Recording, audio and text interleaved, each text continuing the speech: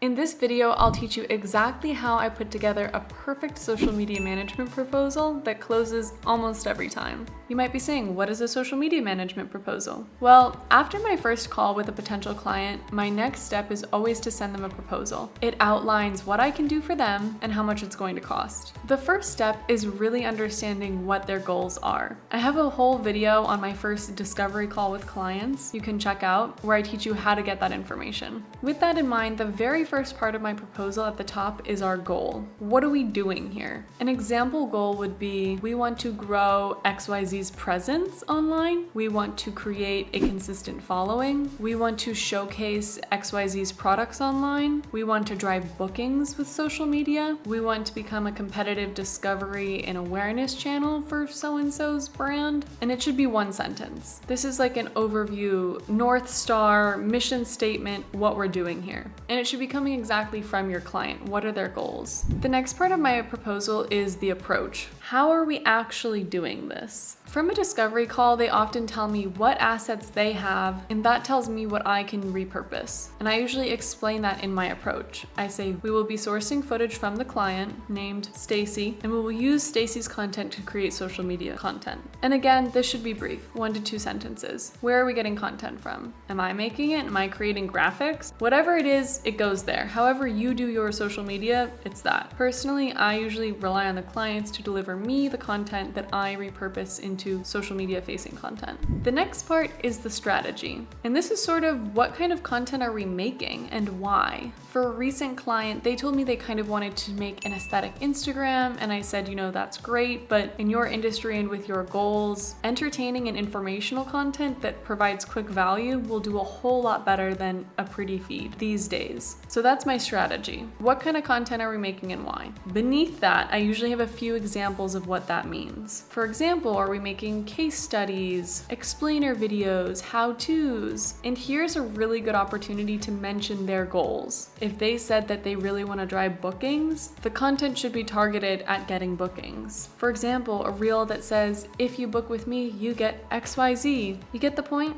This part can also include a couple other strategic things. For example, if you're saying that they should start a TikTok or a YouTube, you could mention that here. And again, this should all be brief. And do not use AI for this. I love AI and I use it for everything that I do with social media, but every word in this proposal should be intentional and it should be very simple. You want the most plain writing ever. What I do use AI for in this process is to proofread. I will put it in and I will say, can you proofread? And I don't copy and paste that onto my proposal. I ask it specifically for what I should change, and then I go change those things and come back to my original proposal. After that strategy section, we've got the scope of work. And this is something that beginner social media managers miss and is so important. It's essential to make your client happy and to make you happy. And whatever you think your scope of work is, just cut it in half. If they said they want you to manage 19 different channels and just juggle a million different tasks, I want you to zoom out and realize you can say no to the things that they expect you to do and say, this is really what's going to get your results, and this is what I want to do for you. This is a tangent, but something that I think a lot of social media managers underestimate is social media management does not just include the deliverables. It's not just the posts.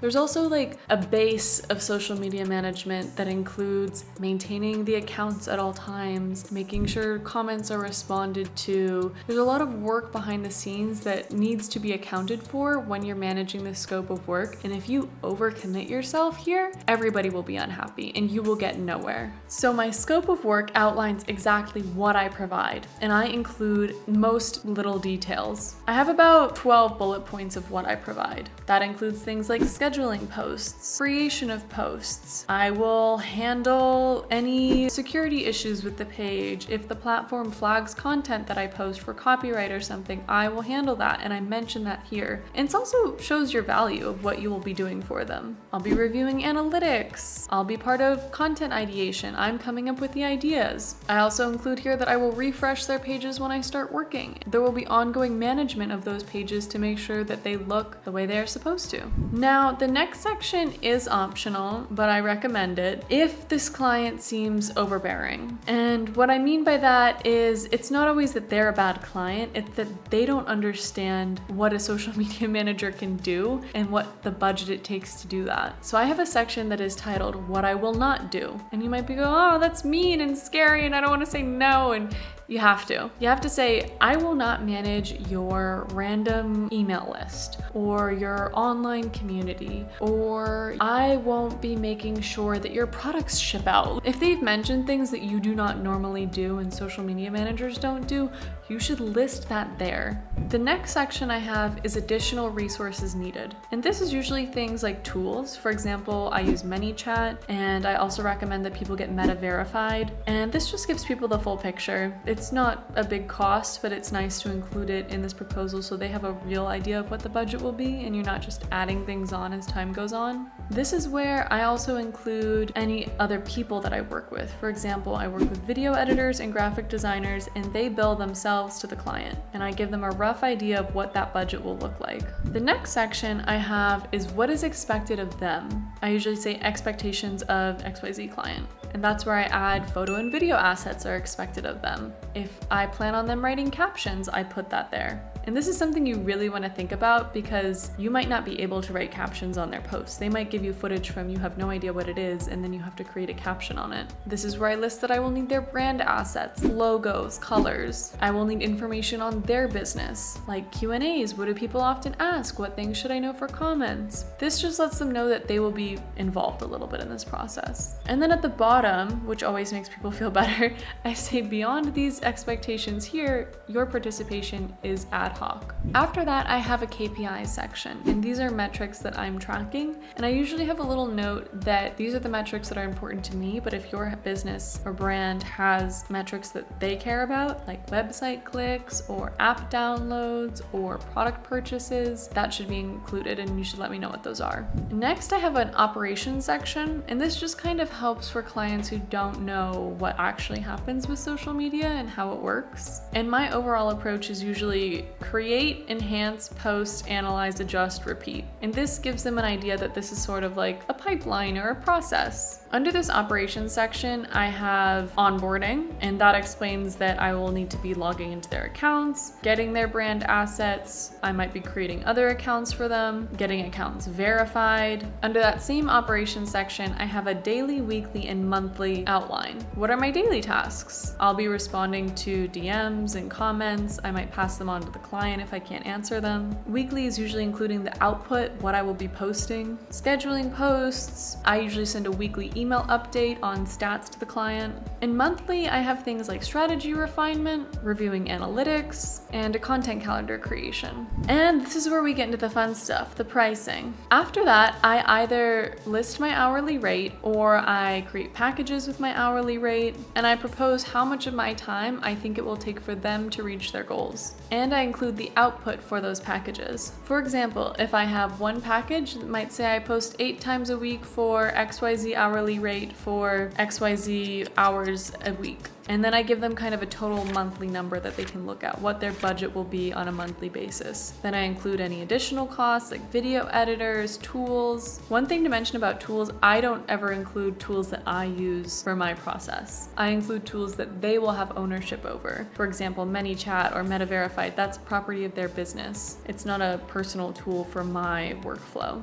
Sometimes I include a reduced scope if there are budget concerns and I don't think that they might be able to afford my full social media management package. I include what my minimum would be for taking on the client, and that's really important. Finally, after that, I have my next steps. And this kind of gives them a better feeling of if they sign, like what happens. And I usually give myself a 6-week runway before I first post. In week 1, I'm onboarding, doing platform assessment, and strategy development. Week 3 to 4 is my first round of content creation and reviewing that with them. Week 5 to 6 is the full implementation of my plan and the first posts start going live, and then it's off to the races from there.